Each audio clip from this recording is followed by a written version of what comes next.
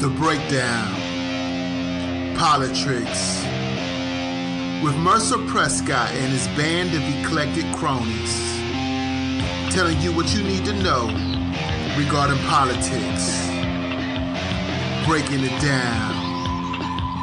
POLI-TRICKS. This episode is about Nazis get mad over a 35-year-old video game, Mike Pence and his very expensive photo op, Las Vegas shooting victims can't afford health care, guns, guns, guns, guns. The 5 main reasons we're in the skin we're in: NRA, Republicans, pundits, the American people, and Democrats. And this is POLI-TRICKS with Mercer Prescott and his band of eclectic cronies. If you have not subscribed to the Urban Podcast, subscribe now.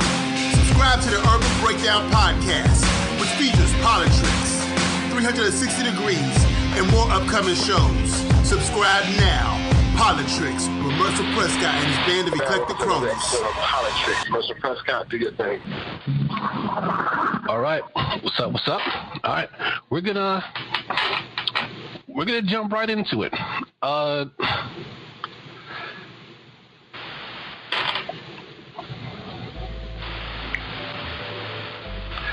Oh, sorry about that. We're having a little bit of technical difficulties, but I'm just going to go ahead and get started. Got a few things to talk about before we get to the meat and potatoes of the day.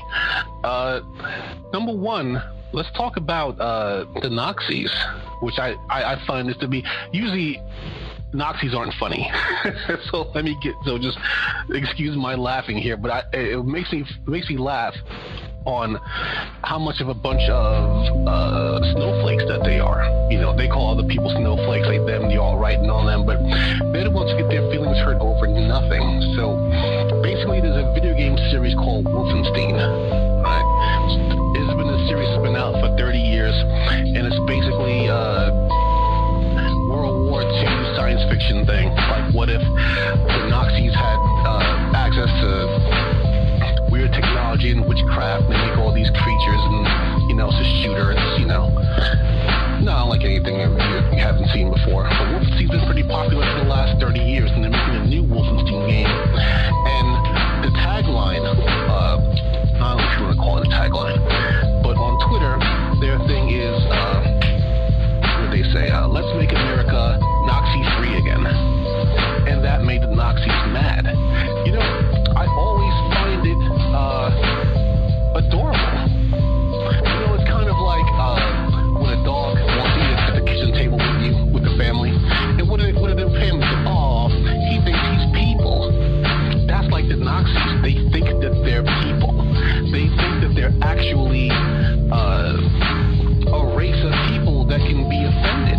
You're basically an old ideology that should just fall by the wayside, right? And now you think that, why is it's not fair that the Nazis are the focus of hatred in this video game?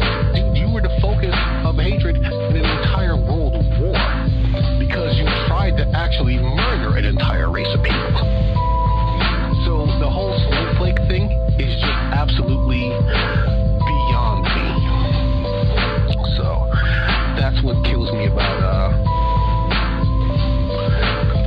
this whole situation. It's actually pretty funny to me, but also pretty sad in another way. So also let's talk about I know Nation was supposed to be coming on, and we actually have with our Vice President Mike Pence. Now, one thing to understand about Mike Pence and his whole situation with the Indianapolis Colts, of course, he was a former governor of Indiana before he became Vice President. And he was at a game, it was Colts versus 49ers. And some of the 49ers players kneeled, and Mike Pence left. And then they had a whole big tweet stuff about it. Trump was like, I'm the one who told him to do it. Shit like that. And it was just a huge photo op for nothing. Right? Now, here's the thing I want you guys to understand about that, though. Pence was supposed to be there. It wasn't like he just did it out of the blue. Right? He was supposed to be at that game. They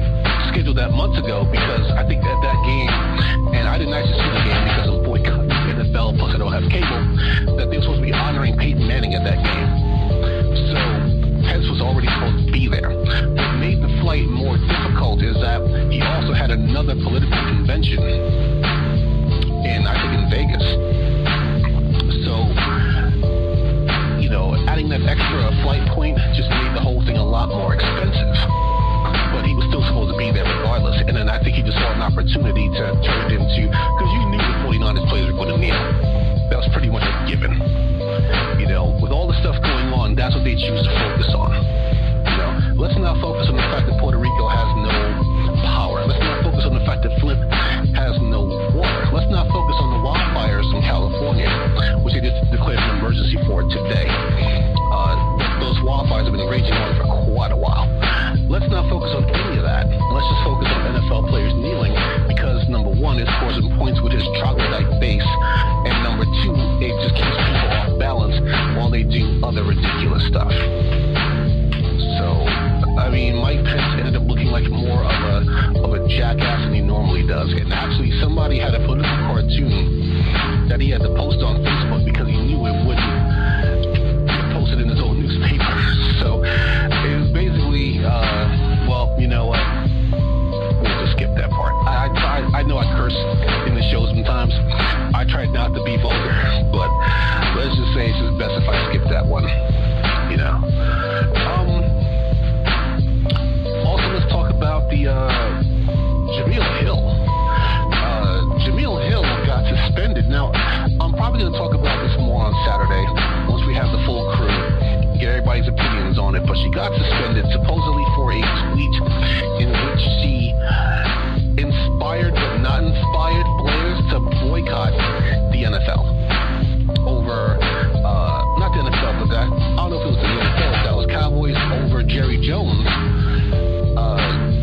basically stating that any player that kneels or sits for the national anthem will not play. Now, where do you think Jerry Jones would get the balls to say something like that? Well, simply because that's what the president said. So it puts the players in a bad situation. So it's kind of like she was saying, well, you could boycott, but I don't endorse a boycott. And she got suspended. So we'll talk about that more on Saturday because I want to get more information on it. I don't want to fly off the handle, just yet. So let's find out more. I don't know how much more I could find out about it, though. It seemed pretty simple, but I had just found out about the story an hour before we started taping, so we'll just wait on that. And one other thing that got to me before I get into the meat and potatoes, one last quick hit, is that they were talking about the victims, the living victims, I should say, of the Las Vegas massacre. Now, I've been seeing all these articles lately about how these poor people can't afford their medical bills. A lot of them have GoFundMe accounts, and then they have local news stations like directing people to those GoFundMe accounts and trying to raise money for them. When people talk about patriotism, right? Patriotism, as I've said before, and I'll say it again, it's not about standing at attention and saluting a flag or singing a stupid-ass song. It's about having pride in your country, and one way that people have pride in their country is when they come together and help each other. So how are those prayers, those thoughts and prayers working out for somebody who gets shot and then now their life is in tatters because, well, number one, some of those injuries may be permanent, and then number two, basically how they're going to pay for it all. According to Young Turks, and I don't know where they got their information from, but I know they're an actual news organization, so I know that I can repeat that stuff knowing that somebody vetted it. But they said that the average shooting victim pays $5,000 in emergency expenses. So like paying for the ambulance, paying for your EMTs and all that other stuff. $5,000 on average. And then that person ends up paying about $95,000 on average in hospital bills. So you're talking about more than $100,000 if you get shot. So you figure, along with having to get better from a gunshot wound, now you have to worry about, on average, $100,000 medical bills. And it's on average, so some people pay less. but then some people pay more.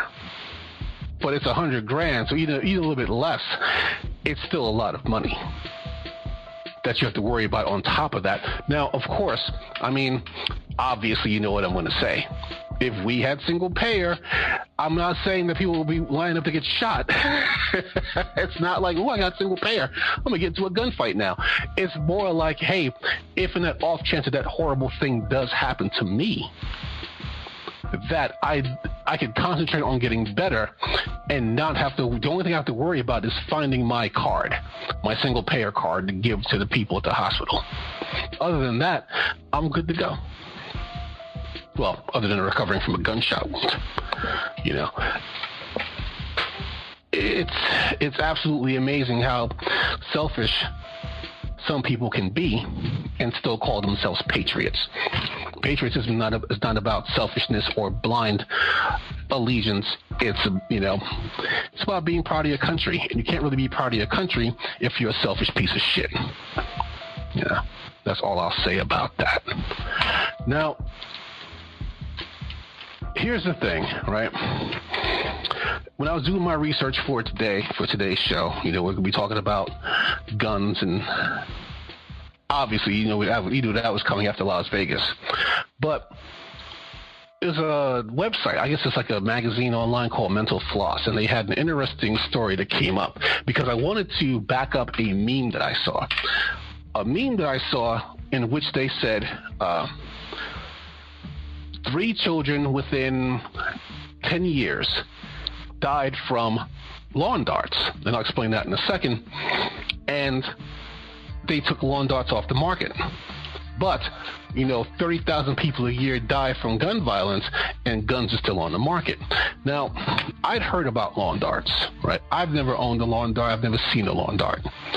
But lawn darts were basically, they were these giant plastic darts with metal tips.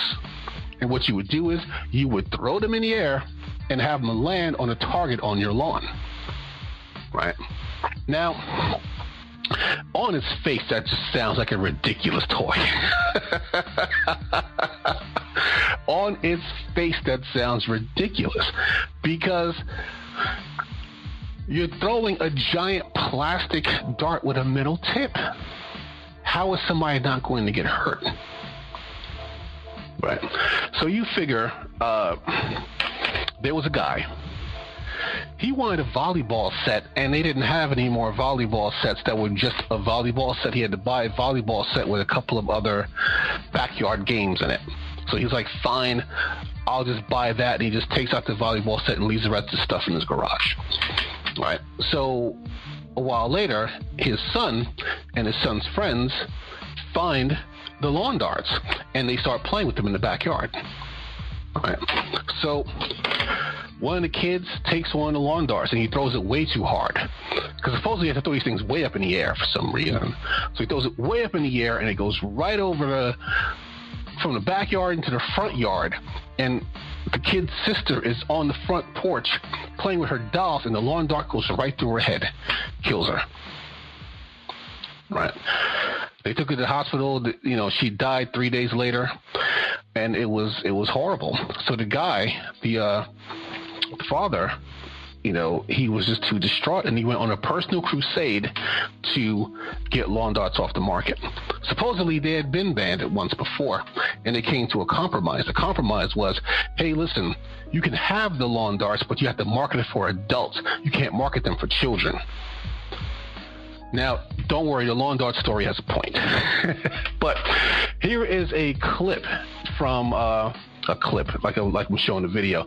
Here's an excerpt from the Mental Floss article, right?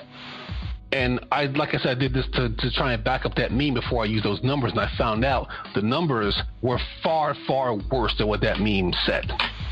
Right. It says over a period of 8 years, lawn darts had sent 6,100 people to the emergency room. 81% of those cases involved children 15 or younger, and half of those were 10 or younger. The majority of injuries were to the head, face, eyes, or ears, and many had led to permanent injury or disability. And that's not to mention death. So they had taken up the case finally with the Consumer Product Safety Commission, who handles all this sort of stuff.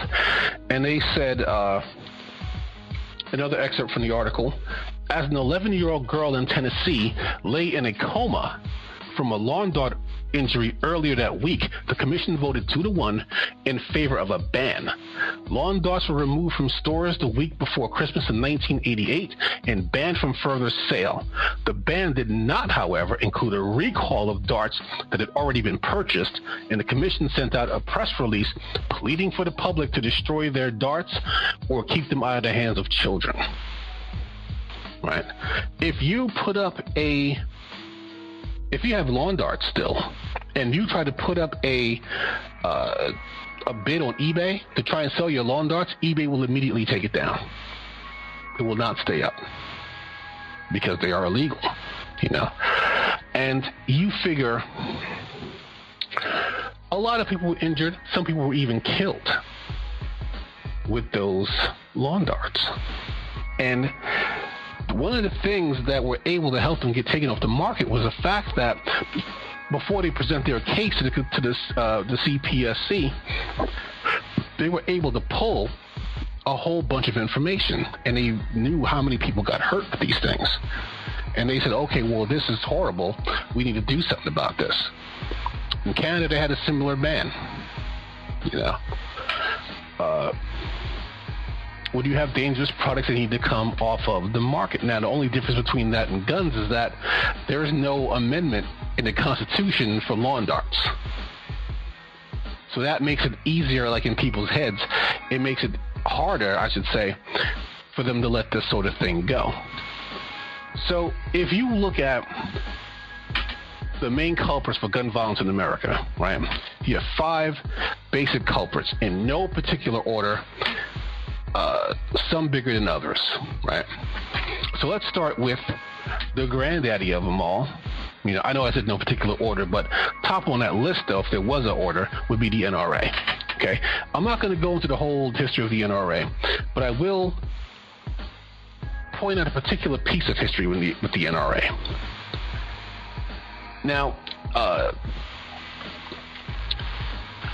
the reference to I know some of you, I've seen a lot of memes about this lately. And someone had a meme that said, if NFL players came to a game, like if they registered for their guns and got AR-15s and came to the stadium with their AR-15s, they said you would have new gun laws tomorrow. Now, I know some people think, okay, that's just hyperbole, but that was actually kind of true in a way. So back in California, when the Black Panther Party was coming up, here's another excerpt from an article that will explain it better. The reference to the Black Panther Party probably refers to the Mulford Act, enacted in 1967 under Ronald Reagan during his period as governor of California. This act effectively restricted citizens from carrying guns in public and created one of the country's most strict gun control regulations. This was a direct reaction to the Black Panther's movement. To the Black Panthers movement rise in California in the 1960s. The NRA would not yet have been a hardline advocate for gun ownership rights. In the 1980s, Reagan changed his opinion on the subject. He would begin to actively encourage Second Amendment rights to keep citizens safe from the despotism that could be enacted by government, just what African Americans had been hoping to achieve in the 1960s, when he had instead endorsed the Mulford Act. The post-1977 NRA endorsed their first presidential candidate, Ronald Reagan, after both had switched to a more strict Second Amendment rights defense. So my point in doing that excerpt is that back in the day, the NRA was this they were more for gun safety. So they wanted to promote guns through gun safety, right? And they did back common sense gun laws. In 1977, that all changed with their new leadership. And they became like this rabid Second Amendment guns for everybody thing, right? So, like I said before about the lawn darts, right? Once you have that information, you can present that information and say, hey, look, you know, these lawn darts are dangerous. They're killing people. They're hurting people. They're maiming people. We need to do something about this. One of the things that the NRA likes to do is they like to stifle gun information. So they've written a whole bunch of...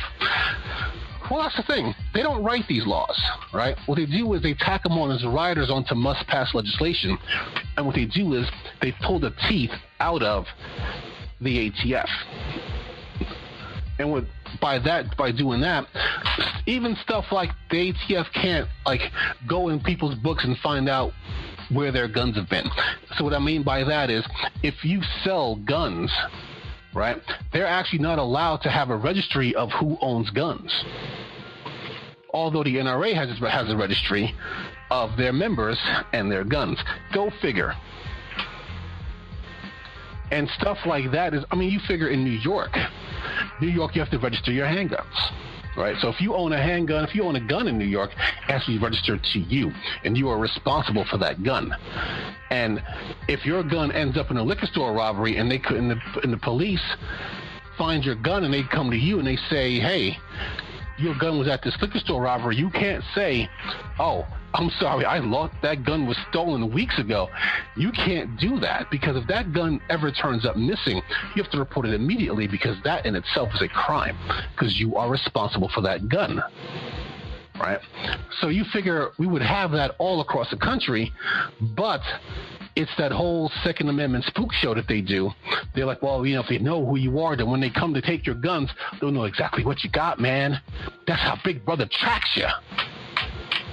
You know. But the thing is with the NRA is that they go against the people. Because if you look at Gallup, right?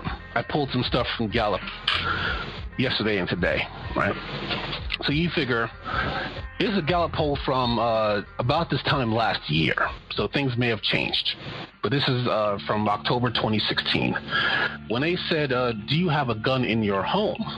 Right? On those polls, and they keep that information. So back in 1961, 49% of the people polled said, yes, I have a gun in my home. Right? In the mid-90s, it was up to 51%. But now in 2016, when they asked, it was down to 39%. So you figure it's been down over the last, 50 years? It's been down about 10% for gun ownership, right? So guns are not as popular as they used to be. It's just the fact that they're just reported on all the time. But gun ownership in the U.S. is steadily going down. Millennials don't like guns. Hell, we Generation Xers barely like guns. You know, they said in general, here's another part of that Gallup poll. In general, do you feel that the laws covering the sale of firearms should be made more strict, less strict, or kept as they are now? Right? So that has actually gone down a lot, because you figure back in 92, they polled at 78% said they need to be more strict. 17% said that they should be kept as they are, and 2% said they need to be less strict. But think about something. In that time, 1992, what was big then? Started in the late 80s and moved into the 90s, in the New Jack City days. Crack. So every night on the nightly news, all you see is about drugs and gangs and machine guns and all this other stuff. So yeah, people were a lot more scared back then, but that fear was translating into, hey, we got to regulate this. Not let people have more guns. We need less guns. And we need those guns to be regulated. Now, in 2016, when they ran that same question, same line of questioning, right? 55% said they need to be more strict. 34% said they need to be kept as it is, talking about gun laws. And then 10% said they need to be less strict. So from 78 to 55% on the more strict thing. It's still high, though. It's still over 50% of the people. So you figure if over 50% of the people are saying that we need stricter gun laws, why isn't the NRA pushing for stricter gun laws? Why are they pushing for loosening gun laws? Right? Part of it is because of the money that they get, right? When people are gung-ho about guns, and there's a group, and they push themselves as a civil rights group, which I think is horseshit, because they're not a civil rights group at all, right? But you figure in with the NRA, how they get their money is from a lot of different sources. Of course, you know that people pay dues to the NRA, right? The dues go up and down because, you know, sometimes they try and get more members in, so they may have a sale, you know. But the average NRA had about 5 million members. That was as of 2014 numbers. I couldn't get any for a recent thing, but as of 2014, they had 5 million members, right? You figure 5 million members, and let's just say that they all did monthly for ease, right? The monthly, to be an NRA member, you pay $35 a month. No, I'm sorry, $35 a year. I didn't mean to say month. That's my bad. $35 a year, right? If you want to be a lifetime member, you pay a one-time fee of $1,000. So you figure every year, let's just say every year they got $35 from each of their 5 million members. That's about $175 million per year. But the NRA spends about $250 million a year. So where's the rest of that money coming from? Well, number one, it's coming from donations from gun manufacturers. And it's also coming from donations from, because even if you pay your dues, some people may go ahead and just give individual donations. So you figure in 2006, the NRA got $11 million from individual donors. And you could just give any amount that you want. By 2014, those individual donations were up to 22 million. So between 2006 and 2014, they doubled individual donations. And you figure from 2012 to 2014, it went up huge. And what do you think happened in 2012? Obama got reelected. And they kept pushing that line about Obama's coming for your guns. And now people are paying more money, you know, because they think the NRA can protect them from that. If there was ever a law that said that we can come and take your guns, do you think that the NRA could stop them? No. But it just makes them feel better. And you figure when people give individual donations, and this is over a decade, right? Over 10 years. You have, and they didn't give their names, but they gave who they were. Computer programmer from Texas gave $50,000 over the last decade to the NRA. There is a Southwest Airlines pilot who gave $14,000 over the last decade. Airline pilots make shit money. So where's he getting 14 grand over 10 years to give to the NRA? A retired metallurgist gave $14,000 over 10 years. A pharmacist gave $17,000. So these people are gung-ho about this stuff. They really are, you know. The NRA doesn't really care about their members, though, when you think about it. Because if you look at all these different polls, these people want common sense gun laws. They don't want their guns to be taken away. They don't want their guns to be banned, but they want common sense gun laws to prevent Vegas, Pulse, all these other things that happened. Right. One of the best arguments I've seen, one of the best arguments I heard was this. When the Constitution was envisioned, they didn't have assault bands, they didn't have assault weapons, they didn't have M16s and AK-47s. So it's basically an outlawed constitutional law. You know what I'm saying? Right. You figure they had single-shot muskets. I can pick a musket in the stomach right now. That's what we learned in the military. Pow! Oh! Ow! Ow! They said all the Arabians, they had all this because the Russians gave them what they gave them, but that's all they really had back in the day. And we was taught this: take those war wounds or whatever. But now It doesn't make no sense for you to apply that constitutional law to I'm Rambo. Rawr. Exactly. Don't make no sense. Exactly. They need to be modified, and that's just like you said, common sense gun laws. Everything else is common sense. I feel like the most common sense thing you can do. One, I own a vehicle. I have to register it. Every single year it needs to be inspected. I have to pay taxes on it. I have to pay registration fees on it. Why can't we do the same for any type of gun? Right. That, to me, is the first step in making the best step towards common sense gun laws. Because who the hell is going to register and insure 100 guns? You know how expensive that would be? You know what I'm saying? Yeah. I mean, you figure that would make people be like, back up off. I don't need 100 guns. Damn, this shit is expensive. I just need 3 guns. Like, they might have 2 or 3 cars. Put it like this. Tax it the same way you do that. You know what I'm saying? If you got 100 guns, like you do that. You have 100 guns. You only have 2 arms. Now, in the case of the Vegas shooter, it was different because he was perched up in a place where I could see him. So he would just, instead of having to waste time reloading, he had like 30 rifles ready to go. Right. You know, but if you were in a fight, what are you going to do with 30 guns? You only got 2 arms. Right. You know, and if you protect your home, you don't need 100 guns to protect your home. You need 1 good handgun. Pow, pow. Or even a shotgun. You robbed the wrong house, motherfucker. Yeah. Even a shotgun to do the job. You know. Right. Now, oh man, but just thinking about that, having me zoom out to these cops where people are running with their hands up and they get shot. Okay, they ain't got nothing to do what you're talking about, but just had a flashback to that. That's crazy to me. But go ahead. Yeah. Now, my thing is this with the NRA, right? The NRA, like I said, they don't care about the people. Because if they listen to their own members, they would be pushing common sense gun laws. But the thing is, they get so much money from the gun manufacturers that they have to do what they can to keep people buying these guns over and over again. And not just buying guns. It's kind of like having a car, right?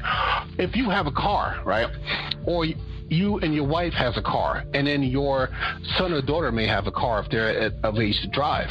You're not going to buy, unless you're a millionaire, you're not going to buy 5 cars because you can only drive 1 car at a time. So if you have a car like my dad, he had a car for just going around town, but he also had a work van. Those are the exceptions.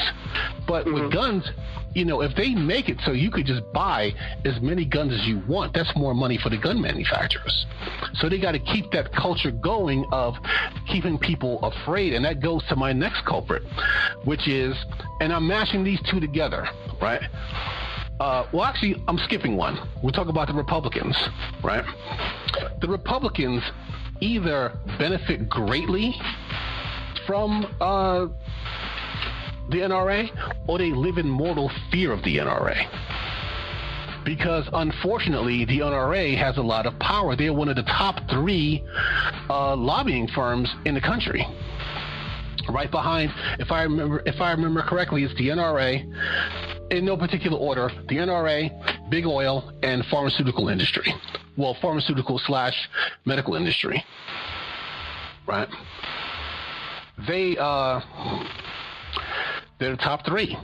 So some people, if you live in a purple state, right, basically just means like you can be in a red state and then get elected as a Democrat.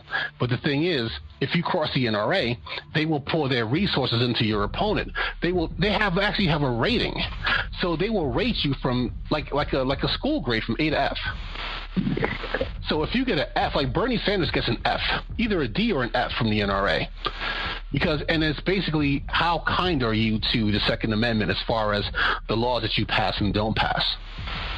So they benefit. So you figure New York Times is foul in a good way, in a very good way, because they had an article that they ran recently, right? So it was an opinion piece called Thoughts and Prayers in NRA Funding.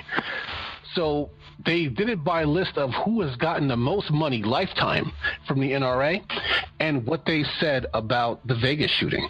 So number 1 on that list, the Maverick himself, John McCain. So it says, Cindy and I are praying for the victims of the terrible Las Vegas shooting and their families. And next to it, he's gotten $7.7 million from the NRA over his career. Richard Burr, our resident cockroach from North Carolina. My heart is with the people of Las Vegas and the first responders today. This morning's tragic violence absolutely has no place here in America. And then he got $6.9 million from the NRA. So your thoughts and prayers don't mean jack shit if you're taking money from the people who are preventing you from common sense gun laws. Like we talked about on Saturday, Blue. You know why no red flags went up when this guy was buying all these guns? He bought 33 guns in 1 year. Out of the 40-some-odd guns that he had in that hotel room, 33 of them he bought in 1 year.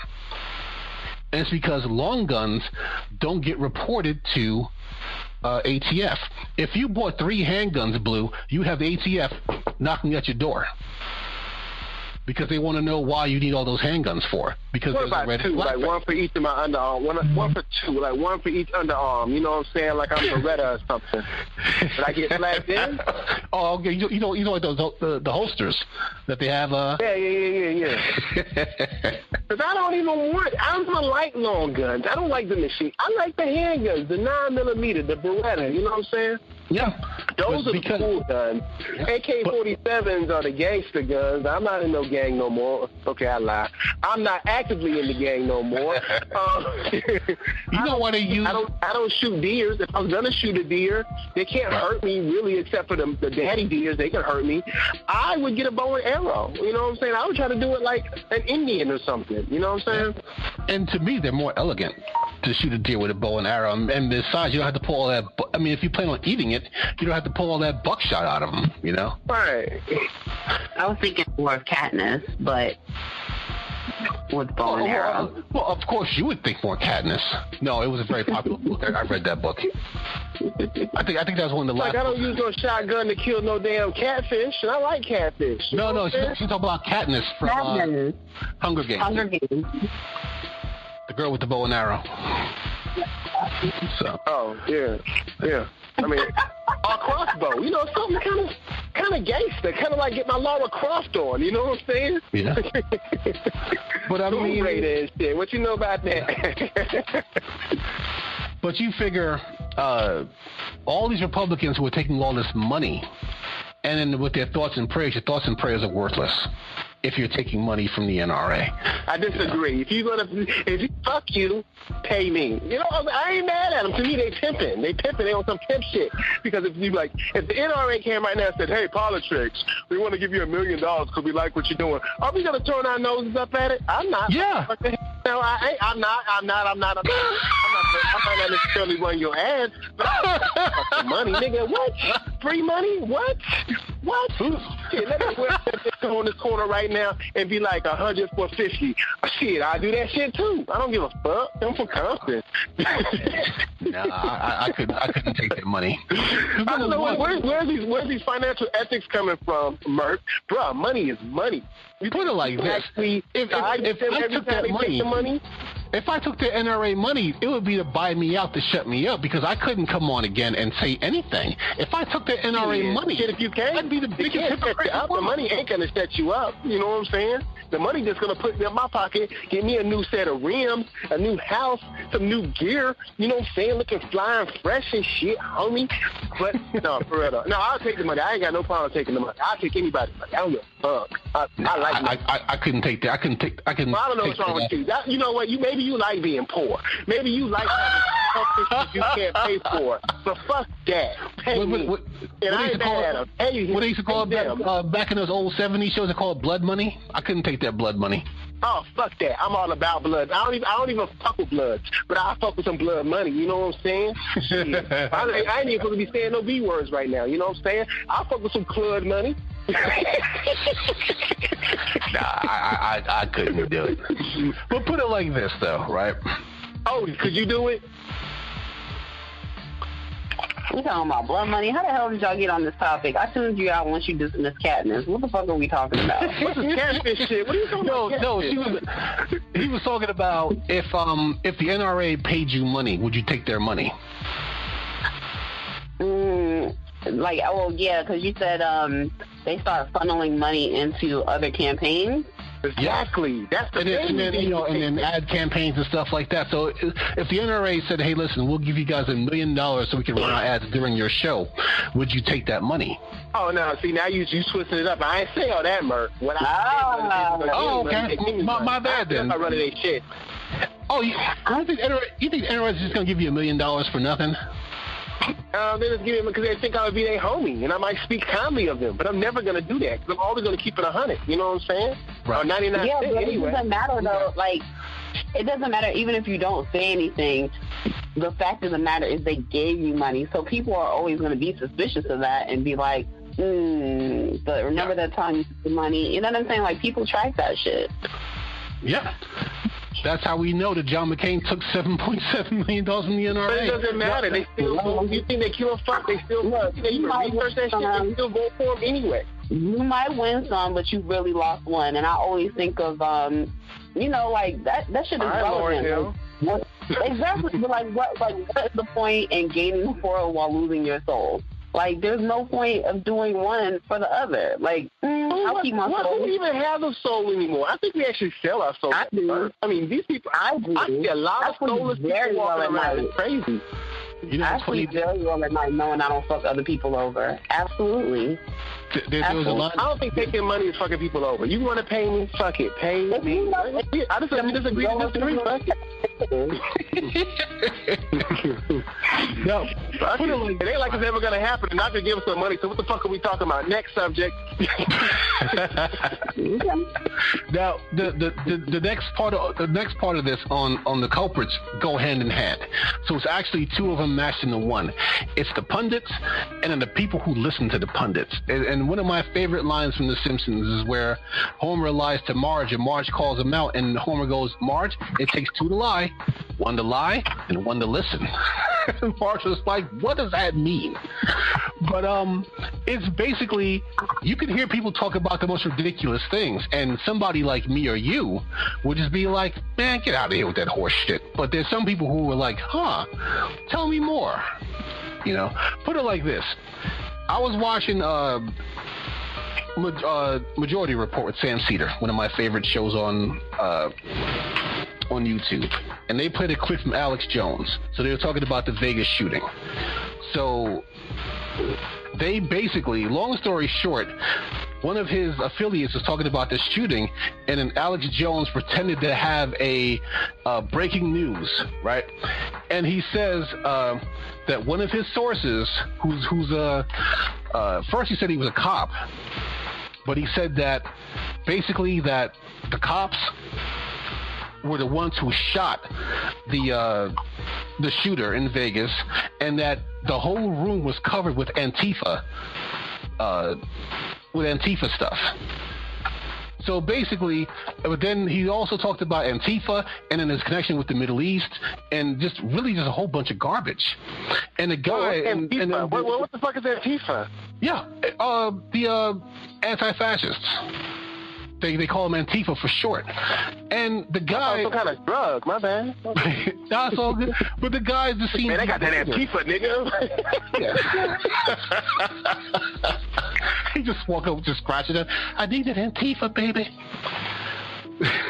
But the guy looked bewildered, like, where'd this come from? So the guy was like, "Well, if that's true, then it would be a breaking story." And Alex Jones just has his paper, and he's shaking the paper like, "This came straight from the CIA. Straight from the CIA." Like, me watching Alex Jones do this, I'm like, this is a stupid motherfucker right here. Who would believe something like that? But you have to remember that Alex Jones has a lot of people who believe every word he says. I take Alex Jones like a horoscope, right? Some people look at horoscopes and they plan their day around their horoscopes. But most people in their horoscopes... Hey, I do that. Shut up. It's for entertainment purposes. Now, if I didn't tell you that if I was 13, 14... that I wasn't believing horoscopes, I'd be a liar. Just like I'm 30-something and I believe in fucking horoscopes. What are you saying? Oh, I'm just saying Are you that. saying that horoscopes ain't real? Because I don't know. My shit be right on every single time, son. My shit is never right. I'm doing this one right now through Vice.com. I forgot the part of it, but Vice.com has one. And that shit be so dead on. I don't even know what I be thinking. I mean, I be like, what? Get out of my head, man. Okay, I digress, man. But the whole thing with people like Alex Jones and the people who believe them, they spit that stuff at them to keep them off balance, to keep them scared, keep them buying those guns. And the result is never good. Look what happened with Jordan Davis when Jordan Davis got shot. Because this guy walking around with his handgun on this whole, Charles Bronson death wish thing, looking for trouble where there isn't. You put it like this. If you're just an ordinary guy, it doesn't matter what color you are. You see 4 teenagers in a car blasting music, right? You coming out of a parking lot. First of all, they're in the parking lot. It's not like they're in front of your house. You're just going to leave them be. Whether you like their music or not, whether you like the volume or not, you're just going to leave them be. But now you got a gun. So now you feel you can walk to everybody. Turn that shit off and put my new CD in, homie. But you feel you can just walk up to people because you got a gun. And he ended up getting spooked because he swore he saw a shotgun out the passenger side window and he fired into the vehicle. And this guy got put in prison. Because he tried to claim stand your ground, and they were like, stand what ground? These kids had no weapons. They were no threat. I can totally relate to that. A gun, I remember when I used to have a gun.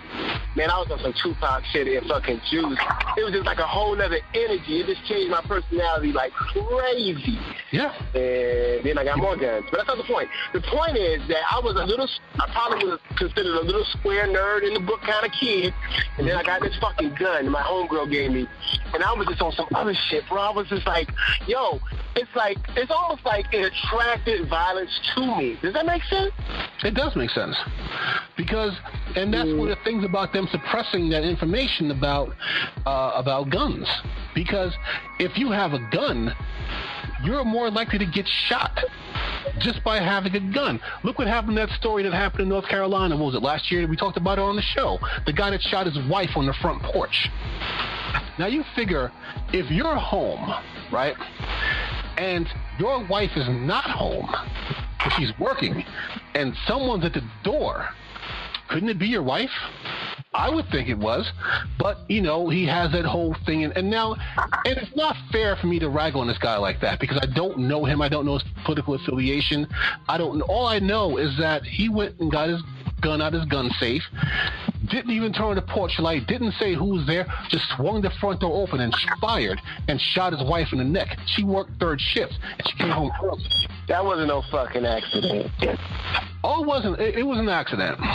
Definitely. No, it wasn't. That motherfucker hated that bitch. No. You know why? Because he was sleeping and the kids heard someone at the front door and he ran and told their dad. They're like, Daddy, someone's at the... keep in mind, it's like 1 o'clock in the morning. So they're like, Daddy, someone's at the front door. And he just freaked out and got his gun and just fired at the first person he saw. Okay. He knew his wife wasn't home. Come on. Really, we're not going to argue about this. He killed his wife on purpose. Okay. He's like, case closed. But, the thing is, you had a sheriff shoot his own daughter because she snuck out. And he didn't know she snuck out. So it's like, 5 o'clock in the morning, he's getting ready to go to work, and someone's coming into the garage, and instead of just saying, oh, waiting to see who it is, he just shot and ended up shooting his own daughter. Luckily, she lived. But if you have a gun, you're more likely, like you said, the gun attracts violence. It definitely does. Because you may get yourself into situations that you normally wouldn't get into because you have a gun. Because some situations where you might just walk away like, all right, this ain't worth it, you may have that gun and it gives you that false sense of security, But your gun does not make you invincible, and that's the thing that the NRA does not tell you about having a gun. The woman who, what was it? She got some national fame because she went to her kid's soccer game and she had like a Glock. Granted, it was in the holster. But she was at her kid's soccer game and she was this big Second Amendment advocate. You know how she died? Her husband murdered her with a gun. Now, did her gun make her invincible? Now, granted, it was someone that she knew, but your gun does not make you invincible. Although one funny story was that some guy in Texas, after they had the new open carry laws, decided he was at a bar, and he went out into the alley to show his friend his new gun. And another guy walked up to them, to the two of them, and said, "Oh, that gun looks awesome. Click, click. I'll take it." And stole his gun. Your gun does not make you invincible, but these pundits pump these people full of fear. Hey, you need to have all these guns because you know why? Because the Mexicans are coming to get you. Because the blacks are coming to get you. Because they look on TV and see all this stuff in Chicago like, yeah, these blacks ain't nothing but gang members. So when you're sleeping, they're breaking into your house. What you gonna do then? Huh? You need a gun. So they pump people full of fear and then push them out on the street with these guns, you know, and they're like, yeah, you know what? Open carry laws. Everybody should have guns. That'll make you feel safe. So, but one last thing before the last people on my list are the Democrats. Now, I know what you're thinking. Why always got people on the Democrats? The Democrats only get... Because you're secretly a Republican, that's why. I'm definitely an independent. That's what I am. But my thing is this with the Democrats, right? This is not, when I say I blame the Democrats a little bit in this, it's only a little bit, tiny bit, a scotch. Because if there's anything that comes up, any sort of gun law that's common sense, it's by a Democrat. And keep in mind, the last few years, we haven't had a majority. So these gun laws don't go anywhere. Or when we had the majority, they get filibustered. So you figure it like this, right? You remember the shooter had what they call the bump stock, right? What a bump stock is, it's basically an attachment. So it's like it goes over the trigger and it gives you like an extra stock for your shoulder. And what it does is it uses the gun's own recoil to keep the gun firing. So it turns a semi-automatic weapon into an automatic weapon. Right. Now, what I found out was that one of the companies, when they were going to the ATF, they misrepresented what this thing was supposed to be. So they told them it was supposed to be for disabled vets to help them fire their weapons. And that's how I got past the ATF. And also, there's another loophole, being is that it's not an actual gun, it's a gun part.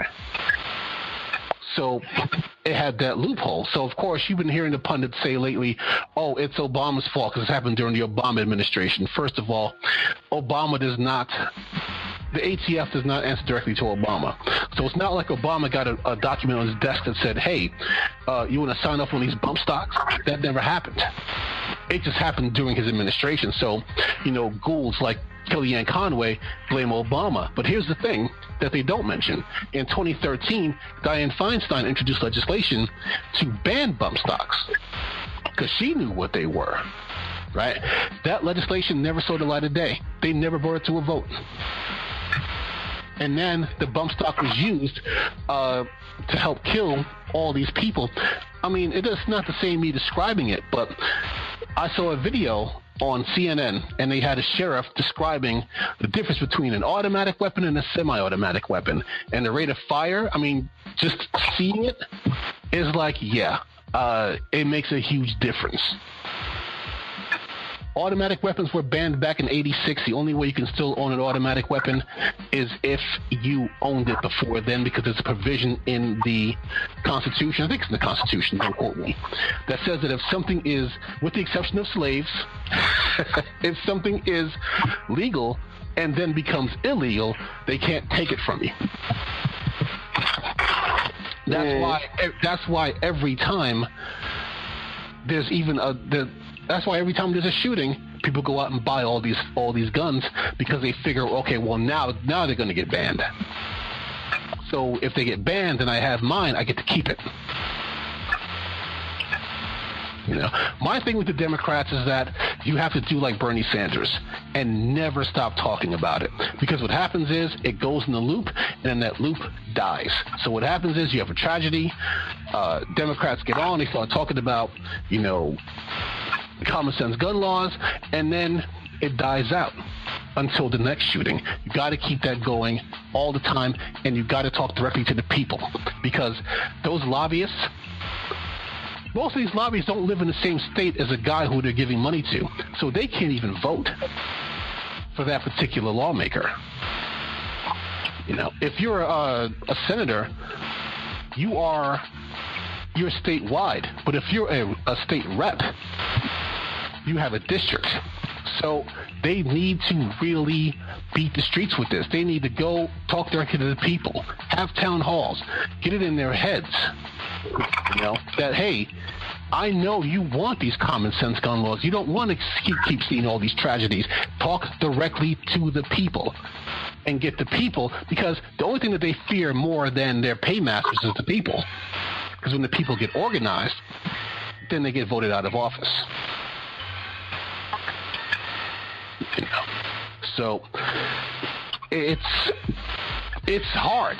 Don't get me wrong. It's not easy. I make it sound easy. It's not easy. It's hard to keep that type of political stamina up, to keep talking about the same thing over and over again. Bernie Sanders has no problem with it, though, because he's one of a kind. He's been talking single-payer health care since, 1988? So, and he won't stop until he's either dead, heaven forbid, knock on wood, or until it gets passed. And they got to do the same thing with common sense gun laws, or this is just going to keep happening. I refuse to let this be the new normal, that there's going to be a massacre every time somebody goes out. It can't be the new normal. There's just no way. Mm-hmm. Let me ask you. I am quite pessimistic on that. I'm going to say, yeah. No, I do think it is the new normal. Yeah, and it shouldn't be, It definitely shouldn't be, but I mean, my thing is this. Some people think that the system is so hard that don't bother trying to change it, but that's progressives' forte, is changing the systems. If people didn't want to change the systems, we'd still be working 6 days a week, and we'd still be working 12 to 14-hour workdays. I mean, we'd be slaves. That too. Let's just get past the obvious. Let me clarify. This is the new normal for present day. I don't think in our lifetime we will see those changes implemented. My friend feels the same way about single payer. She says that she doesn't think that we'll see it in our lifetime. And I'm like, that's absolutely insane. Not that she thinks that way. I understand fully why she thinks that way. And she works in the healthcare industry, and she wants to change desperately, because she doesn't want to keep turning people away because they don't have healthcare. They don't have, but people are so dug into their thoughts, it's going to take a lot to actually get them to change, But you know what? Now that I have you here, Blue and Odie, before we wrap it up, I will come out and say it real quick. What do you think about the whole Jamil Hill thing, her getting suspended? She got suspended? She got suspended for 2 weeks because she made a comment about Jerry Jones. Jerry Jones, the owner of the Cowboys, said that if any player who doesn't stand for the national anthem won't play. And I know he's emboldened by Trump. Supposedly him and Trump are close. I mean, supposedly Trump called him 5 times after the whole protest thing. So she made a comment on Twitter. It was kind of like suggesting but not suggesting. So kind of saying, hey, listen, if you feel strongly about it, you could always boycott. But I'm not advocating boycotts. I understand ESPN, they have to cater to these scumbags because they need access. She tweeted all that? Well, yeah, they get 264 characters now, right? Oh, not everybody. I had to make mine in 2 tweets because I still only have 140 characters. But some people... No, you get more than that now. It doubled it. I still haven't gotten my. I was on Twitter today. I still have 140 characters. Oh, you need to re-download your app. Okay, definitely. Yeah, I think it's 280 now. I don't fuck with Twitter, so don't quote me because Twitter sucks. Twitter's for narcissists. Fuck them. But my thing is this: when did private organizations become more powerful than the Constitution? Because protesting is, and I understand you can't do something deliberately that hurts your business. So if you're in sports and you're telling people, yeah, boycott these sports teams, I understand why that's a bad thing. I do. Absolutely. But you shouldn't have got to for voicing her opinion. I feel like if it's your own Twitter account that caters, that's yours, not connected to ESPN, it don't matter. That's crazy to me. But you still represent ESPN, and that's part of the bigger problem. I mean, for my company that I work for, I don't mention my company a lot because my opinions are my own and not connected to the company I work for. So if I came out, and, I'm talking politics, and, we get a little raw sometimes, but if I came out and made like a racist tirade, and my job found out, they could fire me because that definitely breaks their code of conduct, because even when I'm not at my job, I still represent my job. And that could open people up to boycotts and stuff like that, So it's insane, but I do get it to a point, but I just felt like 2 weeks was a long time for that. Although she was warned before about the whole thing with the president, but that shouldn't have counted because it's the president. People diss the president all the time. Somebody called, John Oliver called the president scrotum sack dipped in Cheeto dust. That's his job, of course, but he's allowed to do that. But it's people cracked on Obama all the time. I'm just like, all right, go for it. I get on them when they criticize him about stuff that that doesn't make any sense. But I mean, it's president. You got to have a thick skin to be president. Someone needs to tell Trump that, because he basically wants to get, everybody who cracks on him, he wants their information so he can make their lives miserable. Because he's a giant man baby. But I really wish that Trump would make me famous by talking about me on Twitter. How awesome would that be for us if he was just like, Trump was just like, Blue, Odie, Mercer, sad, very sad, fake news. How awesome would that be?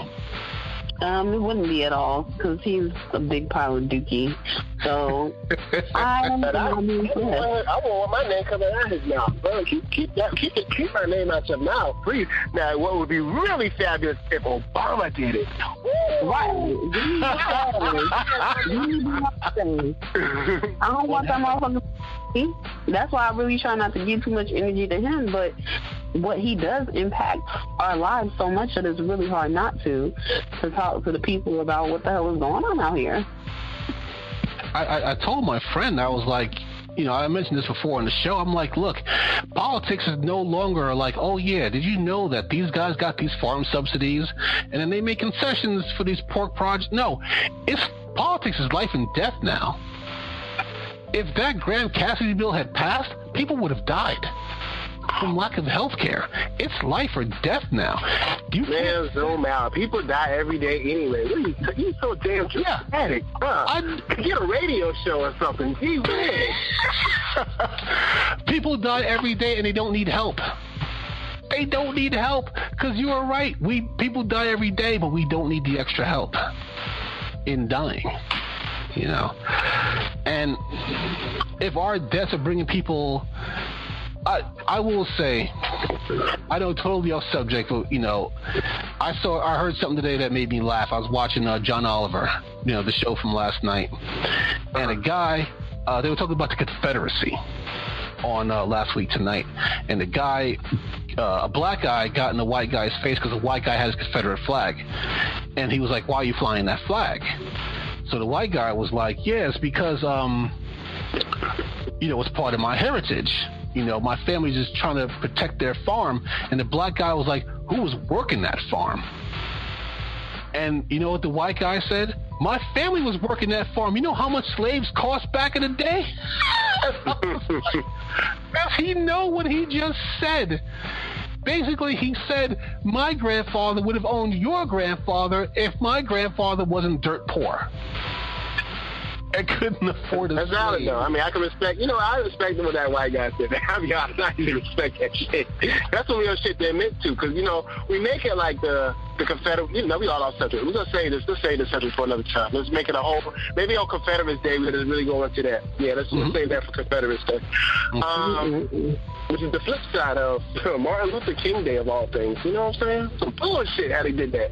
Anyway, I remember I used to work for vocational rehabilitation. They gave us a choice of the 2 holidays.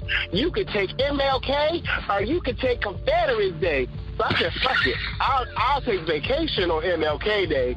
I'll not work, and I'll take your holiday on Confederate Day. Fuck you and the horse you rode on in, bitch.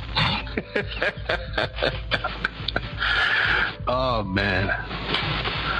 But, final thoughts on this whole gun thing. Who do you think is, and I know I'm being horribly morbid, you figure the last few major shootings, right? The death toll is going up and up and up with every shooting. You're talking about 20 school children. Then you had 50 people at Pulse, and then you had almost 70 people. It was like 68, 69 people in Vegas. How many people have to die at once before we finally get some common sense gun laws? And I'm serious. What number of people would it have to be for them to say, okay, this NRA money is just not doing it for me anymore? Look, I already told you I'm too pessimistic. I don't think there is a magic number. I mean, we had a whole senator what's her name, Kathy Gifford? Gabrielle Giffords. Gabrielle Gifford, excuse me. Oh, did she say a whole sister dipping in Kathy Gifford? Her ugly ass? Yeah, no, Gabrielle Gifford. So she got shot, and I'm like, because at first I was like, well, maybe it needs to be one of the politicians, but hell, Reagan was shot. That lady was shot recently. Then a whole, lot of little kids. I mean, if you won't do it for the babies, you won't do it for people enjoying a concert, you won't do it for 9/11 victims. It's just I don't think there is a magic number. You know what? Bullshit. And you know what? And it's really bullshit that all this shit happened now, because they're delaying the release of The Punisher on Netflix. You know what? Yes. I might just cancel my Netflix subscription and ask Merc for his password, because he has 2-screen access, and that's going to be that. You know what I'm saying? I do understand why they did it, because, I mean, The Punisher just shoots a lot of people. And people, I don't even think it's out of respect like that. I mean, not dissing Netflix, but it's out of you don't really want to go into all that. Okay, people suicide all day, but we still got 10 things, 10 reasons I die. People are dying from eating disorders every day. They still got that bone, whatever that show is, and I heard that was really good. I really need to watch that one.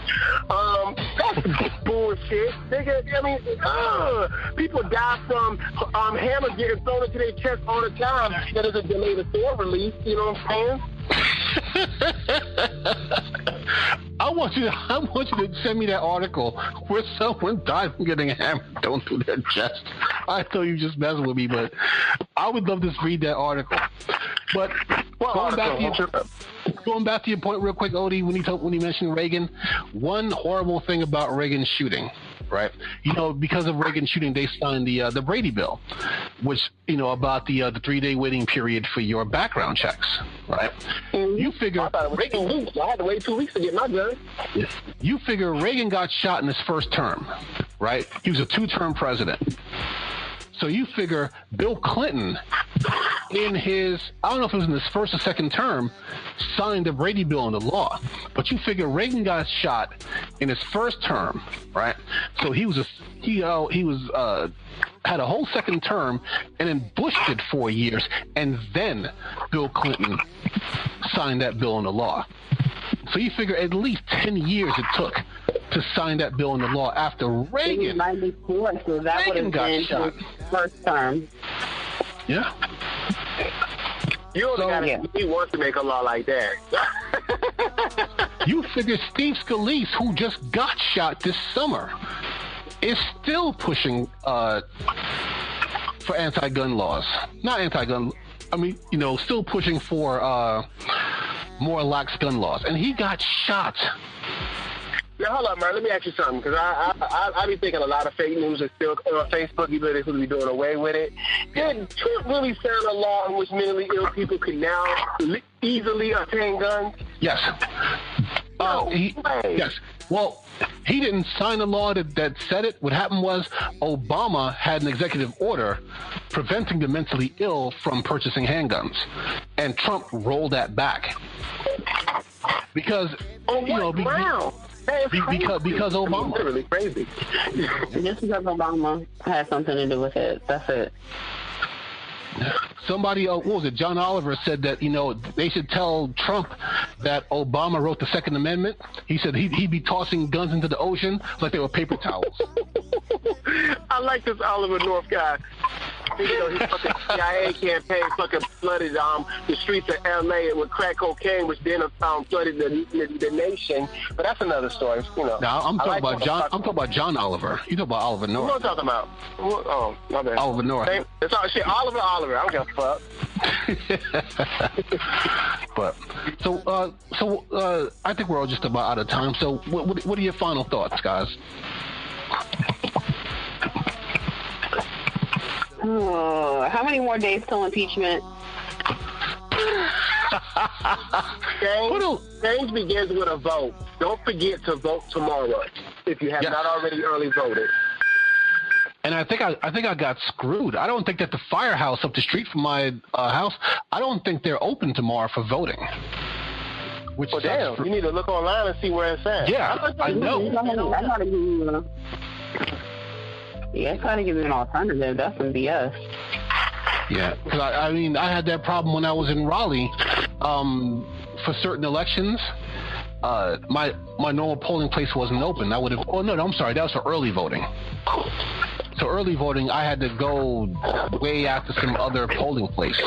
But yeah, the place up the street from me, they're not open for this, and I'm just like, you've got to be shitting me, man. It's in Cary. It's for Cary. Oh yeah, fuck Cary. Who the fuck lives in Cary anyway? Yeah, I live in Cary now. I kind of like it. Dude, that don't even make no sense. Yeah, but I'll find out. The homies over yet. What's good with that? Where the fuck is my book at?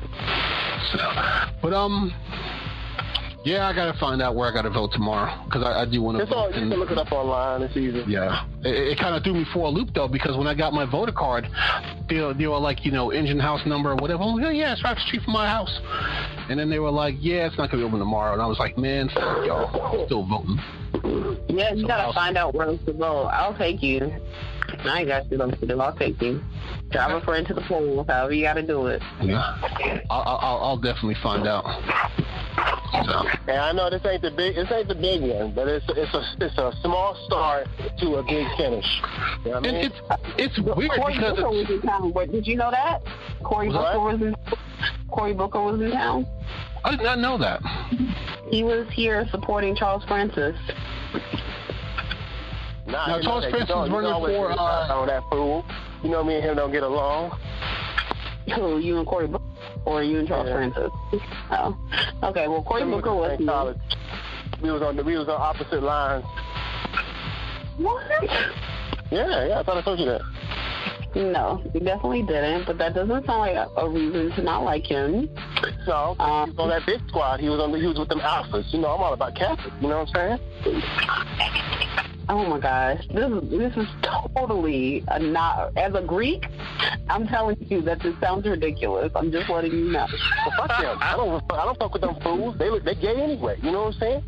Oh my gosh. Anyway, as I was saying, I do think Charles Francis is going to be the next mayor of Raleigh. He seems to have a strong presence, and to my understanding, he is from Raleigh, Southeast Raleigh to be exact. Hence why his rally was at the high school. So honestly, I have done little to no research. But I'm going to have to cram it in because I will be able to politics and you're trying to get some quick research in, because I actually found out for the guys that I'm voting for, League of Women Voters has excellent resources for that, and they're nonpartisan. So it's basically just, it goes by what they say, but they don't have their own opinions on it. So that was actually a really good resource. And it's funny because the guys who I'm voting... link that in our group chat. I couldn't translate that for some reason. Okay. Yeah. But League of Women Voters, it came up, and I was like, okay. And one of the candidates, I don't even think that he's actually, I mean, he put his name in there, but even the League of Women Voters couldn't find him.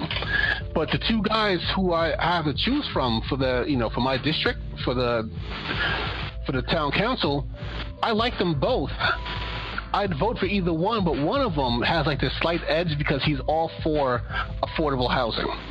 And as somebody who has to move every few years because he keeps getting priced out of his apartments, I'm like, okay, that got you my vote right there. Other than that, they're pretty much the same, and they're both, very positive. But the affordable housing thing, I'm like, yeah, we could definitely use some of that. That's the deal for you. Yeah, that sealed the deal for me. And not just for me, but you have a lot of elderly folks. That's happening in Raleigh now. They closed down one of those apartment complexes in Raleigh, and some of these old folks had lived there for like 15, 20 years. And then they had to go. They tore it down and to put up more expensive housing. So yeah, that's a huge issue. They said Cary is they're starting to have like a more of an elderly population now. And, when you're on a fixed income, you can't afford to live in, some luxurious condo. Right. Not unless you work for Goldman Sachs. So, yeah, something's got to be done about that. So I'm just like, okay, I like you. I'm going to vote for you. He's not the incumbent, though. But I think he has slightly better ideas. Slightly. So...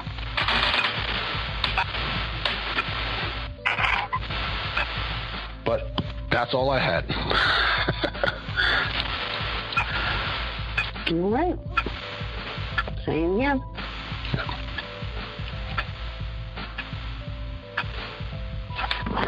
Same here. All right, that concludes another episode of POLI-TRICKS with Mercer Prescott and his band, the Defected Cronies. Make sure you subscribe and tell a friend to subscribe via the umbrella The Urban Breakdown on your favorite podcast apps, Blase, or even on YouTube. Wink, wink. All right, bye.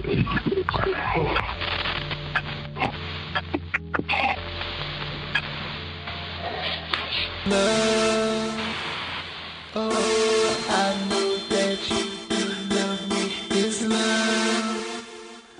Oh, I know that you do love me. It's love. I know that you do. Oh, I know that you do love me. It's love. I know that you do. Oh, I know that you do love me. It's love. I know that you do. Oh, I know that you do love me. It's love.